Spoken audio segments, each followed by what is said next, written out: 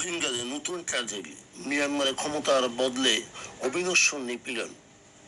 বন্ধুগণ, 2021 সালে সামরিক অভ্যুত্থানের পর থেকে এই রোহিঙ্গা সংকট একটি নতুন এবং আরো জটিল থেকে জটিলতর এবং বিপজ্জনক মোড় নিয়েছে। পূর্বে যেখানে এই জনগোষ্ঠীর উপর মূল নিপীড়ক ছিল মিয়ানমারের সেনাবাহিনী, সেখানে বর্তমানে তালিকা যুক্ত হয়েছে রাখাইনের শক্তিশালী বিদ্রোহী গোষ্ঠী আরাকান আর্মি। 2017 সালে সামরিক বাহিনীর নিপীড়নের শিকার হয়ে লাখ লাখ রোহিঙ্গা যখন বাংলাদেশে আশ্রয় নিয়েছিল, বর্তমানে সামরিক জান্তা ও আরাকান আর্মির দ্বিমুখী সংঘাতের মধ্যে পড়ে তারা সাধারণ রোহিঙ্গা জনগোষ্ঠী বলির পাঠা হচ্ছে। সামরিক গোষ্ঠী ও বিদ্রোহী দল উভয়ে নিজেদের স্বার্থে রোহিঙ্গাদের ব্যবহার করছে।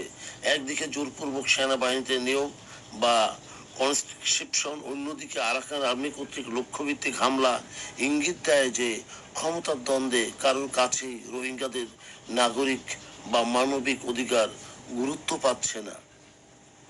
রাখাইন রাজ্যে বর্তমানে বহির্বিশ্ব থেকে প্রায় বিচ্ছিন্ন ও প্রবেশ অধিকারহীন, ফলে সেখানে মানবাধিকার লঙ্ঘনের প্রকৃত মাত্রা অনেকটাই ঢাকা পড়ে যাচ্ছে, যা 2017 সালের ট্র্যাজেডির পুনরাবৃত্তি ঘটাচ্ছে।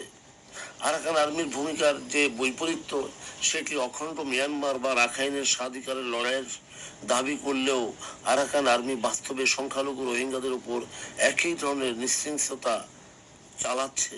এটি প্রমাণ করে যে জান্তা শাসনের বিরোধিতা করলেও তাদের মধ্যে জাতিগত বিদ্বেষ এবং নিপীড়নের মানসিকতা রয়েই গেছে। বাংলাদেশে আশ্রয় নেয়া 1 মিলিয়নেরও বেশি রোহিঙ্গা যখন চরম মানবিক কষ্টে দিন অতিপাত করছে, তখন আন্তর্জাতিক মহলে নীরবতা ও ভূ রাজনৈতিক নিষ্ক্রিয়তা রাখাইনে এই নতুন সহিংসতাকে আরো উস্কে দিচ্ছে। প্রতিশ্রুত নিরাপত্তার অভাব এবং একের পর এক স্বৈরাচারী ও বিদ্রোহী গোষ্ঠীর নিপীড়নে রোহিঙ্গাদের ভবিষ্যৎ আজ চরম অনিশ্চয়তায় এবং অন্ধকারের মুখে।